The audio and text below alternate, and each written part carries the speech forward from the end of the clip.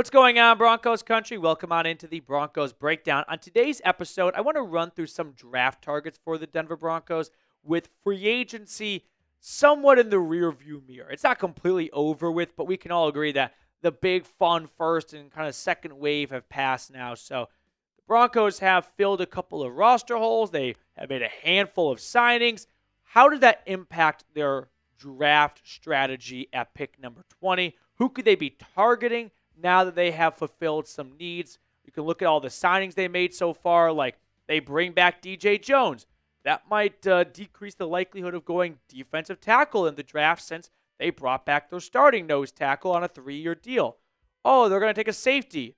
I don't know, Jim. They just signed Talanoa Hufanga. All right, how about that UCLA linebacker? Maybe, but they just invested in Dre Greenlaw. So a couple of the more, tight end, how can I forget? Well, Evan Ingram, maybe it's not as dire of a need. But you might notice that one position that the Broncos definitely needed to address was not addressed so far in free agency. So we're going to talk about top 5 draft targets for Denver after free agency. Let me start by saying these two are my dream targets right here. Ashton, Jeanty, and Tyler Warren. If either one is there at 20, you run it in and you pop champagne. I don't expect either one to be there at 20. It is the draft. Expect the unexpected, right? Bo Callahan thought he was going to go first overall. Didn't happen.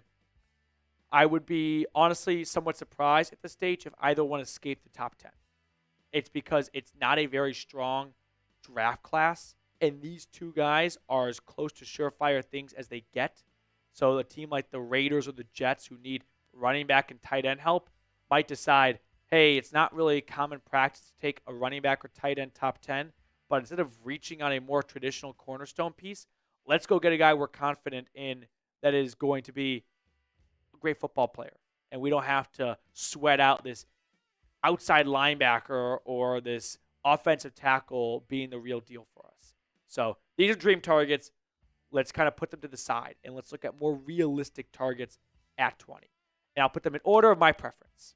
Coming in at number 1, running back Kaleb Johnson out of Iowa. He is my second favorite running back. This is not a popular opinion. It's not widespread. Most people have a different running back at number 2, who we will look at later. But Johnson from Iowa City is my number 2 back after Jeanty. A few reasons. One, the guy is just an absolute bruiser. 6.4 yards a pop, and an Iowa offense that ran the ball with him 240 times, which may not seem like a ton, but also keep in mind, Iowa punts the ball at a prolific rate. So for any one player on offense to touch the ball 240 times is like 500 on another team. So some background on Kaleb Johnson a little bit here, who he is as a player. He's 6'1", 224 pounds.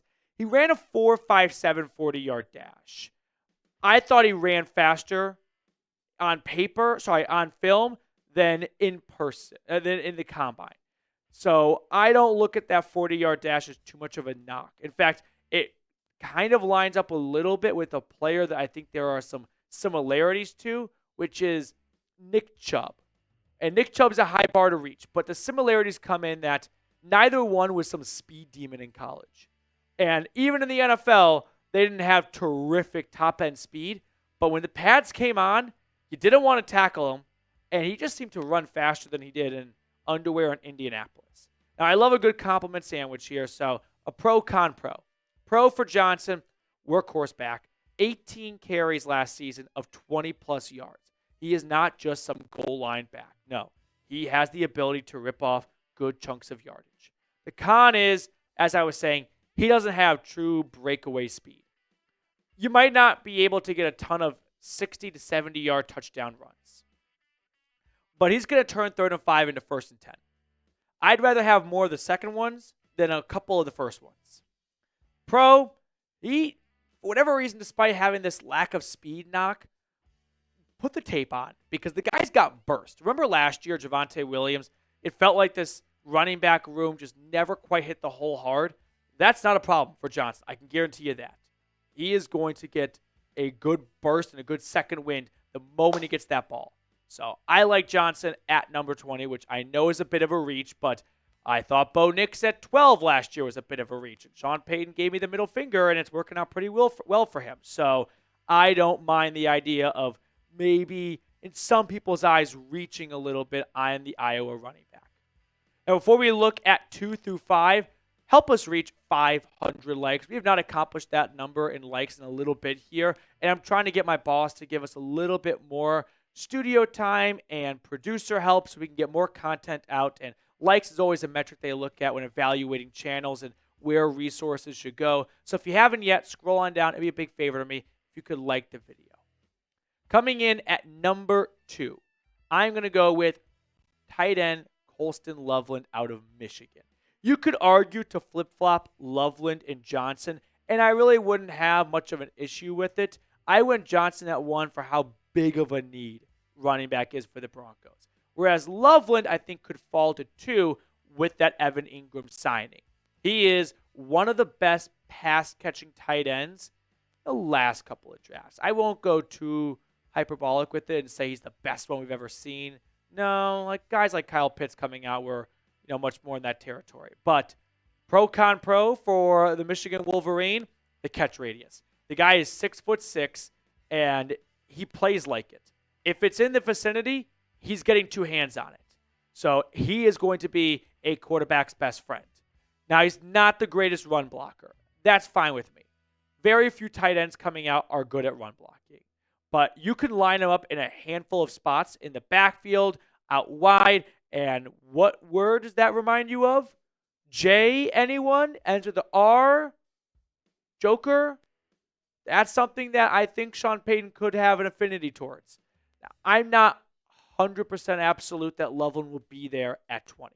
If Warren goes top 10, a team that was eyeing Warren like 10 through 15 might have to pivot to Loveland. So Johnson, I believe, will be there at 20 with near certainty. Loveland, I won't say it's 50-50. I'd say it's like 70-30 in terms of likelihood he falls to pick 20. But as I was saying, the Evan Ingram signing during free agency, I do feel like alleviates just a little bit of pressure to go for a tight end in round 1, where you could wait till day 2 of the draft and go, we've got Evan Ingram at tight end. Let's go get our favorite back after Jeanty in round 1 and put together the most complete offense as possible, instead of let's get our second preferred running back choice and our first preferred tight end choice, and having that first preferred tight end choice sit on the bench. And the running back is our second or third option is in a much larger role. Before we look at 3 through 5, quick shout out to our friends over at PrizePicks.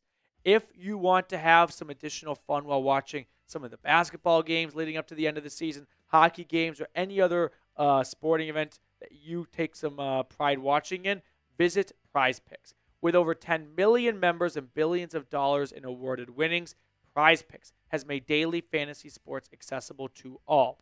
Basketball season is heating up, and PrizePicks is the best place to get real money action while watching your favorite sports. You can now win up to 1,000 times your money on PrizePicks. They offer Venmo and MasterCard for quick and easy deposits and withdrawals into your account this season.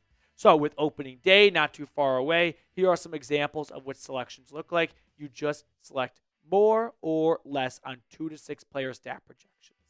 Download the app today and use code CLNS to get $50 instantly after you play your first $5 lineup. All of that information is in the comments and description of today's video. Download the app today and use code CLNS to get $50 instantly after you play your first $5 lineup. PrizePicks. Run your game. At number 3, it is Omarion Hampton, running back from North Carolina. This is the more popular RB2 pick for a lot of NFL analysts. And listen, I don't think there's a big gap at all, if any, between Johnson and Hampton. I like both, and I'm not here to say Johnson's good and Hampton's not as good. I just have a slight edge for the Iowa running back. But Hampton, there's a lot to like here. If you thought Johnson was a bruising back, Hampton I'm calling the cannonball because he is as heavy as one and he moves like a cannonball fired from a cannon. Ran a 4.46 40-yard dash at 221 pounds.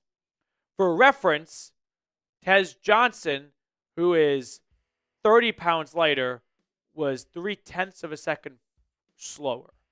So think about that rare blend of size, strength, and a good touch of speed. Like, he's not going to run a 4.35, right? He's not going to be someone that is a scat back and is the fastest player on the field at all times. But he's not going to be someone you can easily catch up to. So, our compliment sandwich. He runs with violence, like I was saying. I haven't seen a lot from him out of the receiving game to believe that he could be a dual threat in that department. But to be fair, most college offenses don't put their running backs in a position to be a receiving threat. I do feel like for a rookie, and the bar is not very high for rookie running backs, he displayed a decent amount of pass protection. I'm not going to say it's anything like teach tape or this guy just gets it right from the jump, but he's probably ahead of other rookie running backs, which there is nothing that makes a coach shiver than on third down, putting your faith in a rookie running back to pick up a blitzing linebacker. Because you could draw up the best play, and if that rookie can't stop the blitz, everything's going to shit. So there's a little bit of an edge from a coaching perspective of, hey, this is someone that's not going to be a liability for us when he's not there on run plays, but he's in pass protection. I'm going to go out right now and say, watch for Omarion Hampton at 20. I've heard way more smoke about Hampton to Denver at 20 than Kaleb Johnson. So this is where we differ of PD's preference versus what I believe and hear and see in just that kind of general circle. I think Hampton is more likely at 20 than Kaleb Johnson is. But when it comes to running back in general, do you want to pick one at 20, or do you feel like, hey, Johnson and Hampton, they're kind of round two guys. We shouldn't force it there. Let's go with a more traditional best player available, and we'll try and circle back to a running back in round two, since it is a very deep running back class. You can find some good backs later on. Let's combo numbers 4 and 5 for the sake of time and simplicity, since they play the same position. It's a pair of defensive tackles, Walter Nolen and Derrick Harmon. Now, they're not identical types of defensive tackles. I think Nolen's more of a traditional 3 to 5-ish technique, right? Not quite Zach Allen 5 technique, but definitely not DJ Jones nose tackle. Whereas Harmon, I think, is more of your nose-ish tackle, more like a 2 technique. So someone you can line up over the middle that's going to be there to swallow up blockers. But both these guys are right around 300 pounds, and they showed some tremendous pass rush upside. And there is no place quarterbacks hate getting pressure from more than right up the middle. You get it from the side, you step back, you step up, you move to the right. You get it from up front, where are you going? Run back? Make it a longer sack? Run to your left so you can get sacked by this player or that player? It's a bad place to be. So, who are these two guys a little bit, beyond just their stats? We'll start with Nolen. He's got pretty solid movement. For a guy that's 300 pounds, he's got some cat-like features to him. And those are traits that you just don't really see every draft. Like last year, it was not a good time to need a defensive tackle. There were very few players in last year's draft who were even over 300 pounds. And you got Nolen, who played over 300 at Ole Miss, and then check out Derrick Harmon. Like, he is 313 pounds, and I think what he does so well that scouts and team officials really take a close look at is the way he fights through double teams. Sometimes you draft the big fellas to just eat up double teams and go, hey, your job is not to be pretty and get a bunch of sacks or tackles for loss. Your job is to make sure our linebackers and everyone else can get all those pretty stats. Harmon's like, to hell with that. I'll take 11 tackles for loss and 5 sacks. There's no reason why I can't fight through this double team. So both these players, I think, are going to make quality starters at the next level. If I had to kind of zero in on one for Denver at pick number 20, I would lean towards Derrick Harmon. I think Denver would probably want to bring in more of a nose-ish tackle, since they probably have a little bit more confidence in Zach Allen and John Franklin Myers being here a bit longer term. Whereas Jones is a nose tackle, 30 years old. He did just sign a 3-year extension. But those guys, they've got a lot of, weight on their joints. And it's tough for the big fellas to be out there a lot. It's nice to have a good rotation at that position, especially for a 30-year-old player, which is why I didn't really see eye to eye on the DJ Jones 3-year contract. I thought 1 year would have made more sense. Now, before we get on out of here, let's do our Name a Random. Name a random player who went to Oregon. Doesn't have to be Broncos related at all, just a random Oregon Duck. I've got my mind made up. I've got my guy. I'm going to count down 3, 2, 1. LaMichael James, running back who I thought was going to be outstanding. I think he was picked by the Niners in day 3. He stunk, but he was fun to watch at Oregon. So let me know who you said and if you also said LaMichael James down in the comment section.